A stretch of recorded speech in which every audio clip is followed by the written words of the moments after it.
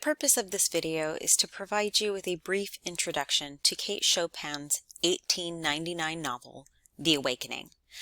I will provide you with a little bit of insight into how the novel was critically received at the time of its publication. I will tell you a little bit about the author, and I will also provide you with some framing questions to consider as you read the text.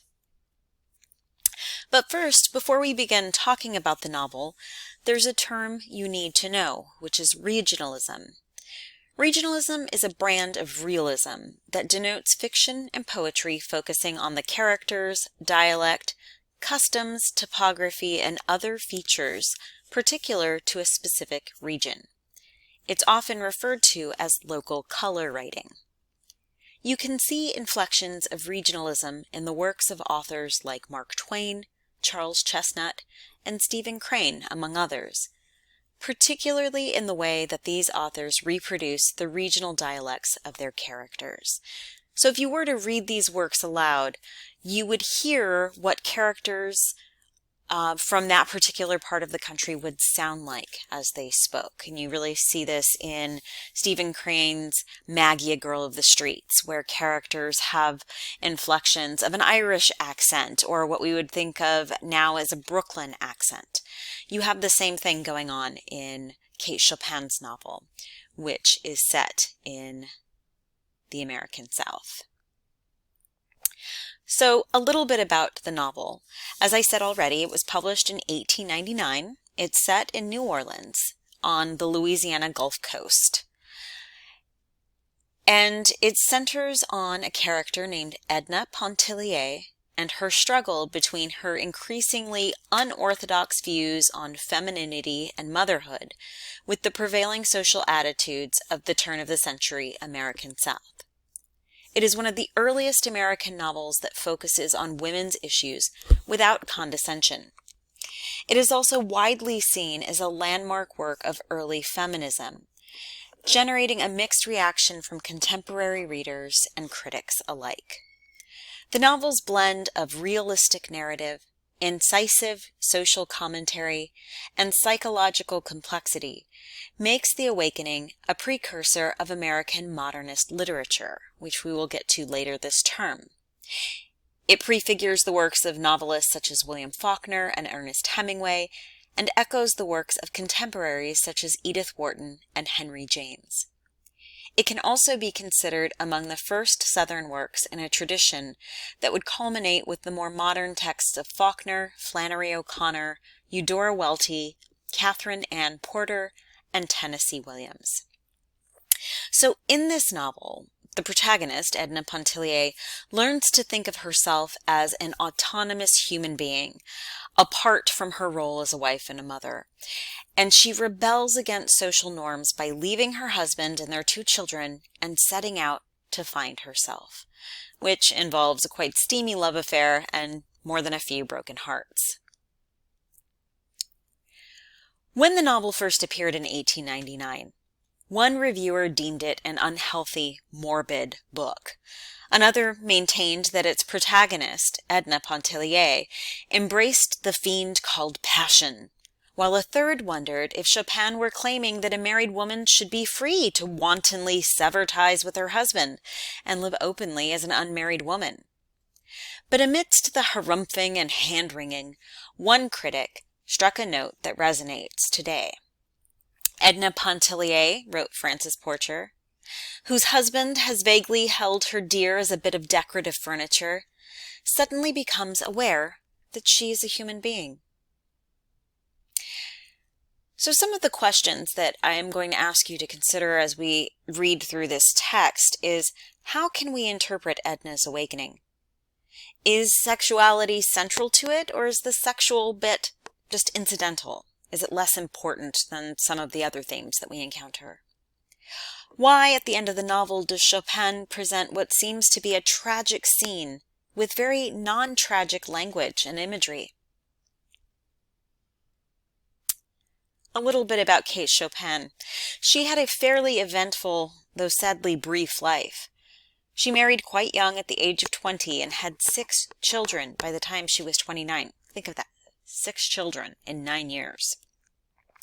Her husband died shortly after that, and she had to take over his business for several years, leading the life of a man in a time when most women stayed home, as she struggled to support her young family.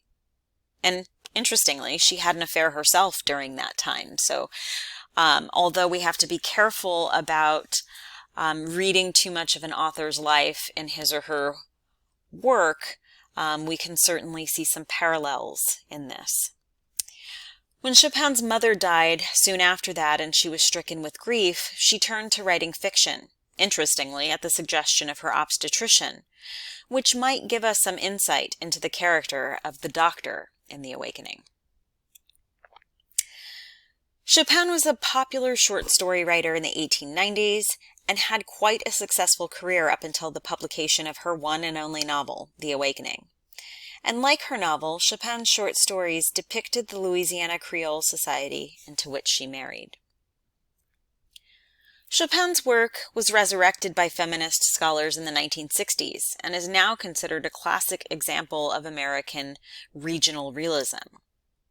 Now, as I said at the outset, The Awakening can be read either as a work of realism or as a work of naturalism, depending on how you view Edna's journey, and in particular, the end of the novel. So the question breaks down to this.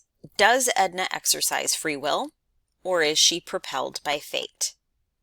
How you answer this question determines the novel's categorization. Remember, realist texts promote the idea that people have free will, the ability to make choices and shape their own destiny, whereas naturalist texts view the lives of humans as determined by fate, which is often expressed as base human desires and/or external forces beyond their control. Those of you who have read Charlotte Perkins Gilman's The Yellow Wallpaper will have had this debate before. It tells the story of a young woman suffering from what we now know as postpartum depression, but which in the 19th century was simply referred to as hysteria, a very broad category into which things like PMS and, a woman's desire to express her own opinion would be lumped into it. It was just a blanket term. Basically, when men thought women were being annoying, they just called them hysterical. So the treatment for hysteria, and keep in mind that the narrator is suffering from postpartum depression. The treatment for hysteria at the time was something called the rest cure, which entailed solitary confinement with no intellectual stimulation, meaning no reading, no writing, no chatting with friends, lots of bed rest, and a very high-fat diet, right?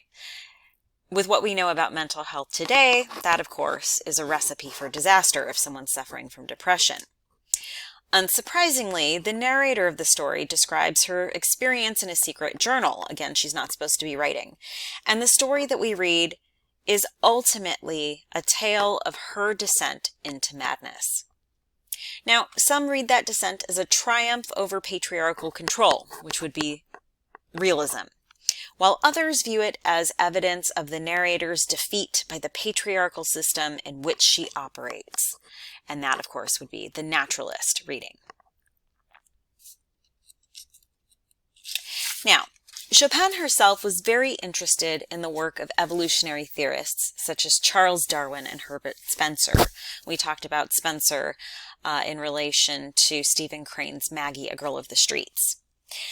Scholars such as Jennifer Fleissner, my former professor from when I was at UCLA, argue that Chopin's interest in evolutionary theorists is evidence sufficient to support the argument that we should read this novel as a work of naturalism. Others, such as another one of my former professors, Robert Paul Lamb of Purdue University, view the novel's final climactic scene as a radical expression of Edna's agency. Thus, how you choose to interpret the novel boils down to two versions of the question I posed earlier. Is the climactic ending of the novel the best possible achievement of independence and agency under the circumstances? This would be the realist reading.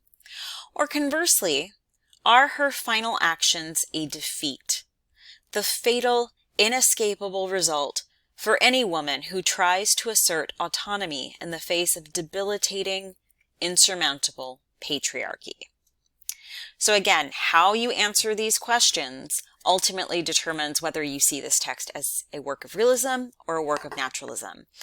And this is a scholarly debate that is ongoing. I don't think it will ever be definitively solved. So either answer could be correct depending on the evidence that you cite from the text to support your response.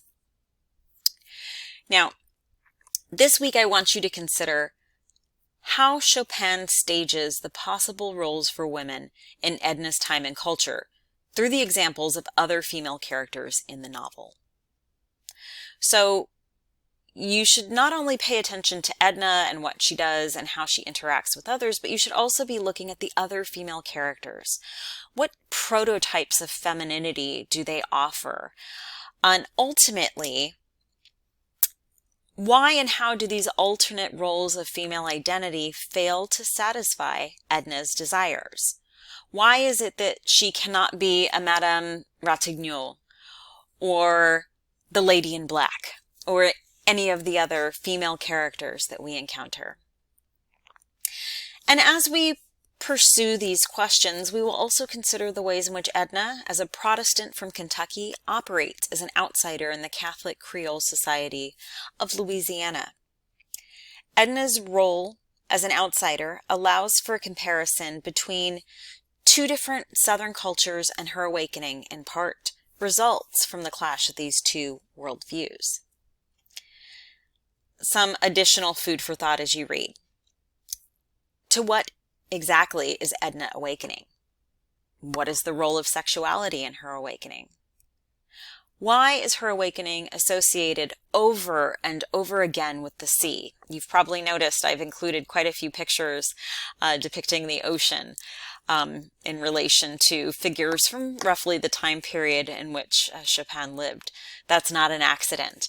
The sea is a very important almost character in this text, and it's rich with metaphorical significance. So why do we see her awakening juxtaposed with descriptions of the sea? And finally, why or in what ways is the novel's ending tragic but also lyrical? I hope you enjoy this novel as much as I do. Please, as you're reading, when you encounter terms you don't understand, because you will, there's a lot of French and English mashed up together in this text in the spirit of the Creole dialect, take 2 seconds, use the gift of the internet, and define the terms you don't know. That will certainly enrich your reading experience. Enjoy, and I look forward to seeing how you guys respond to Kate Chopin's The Awakening.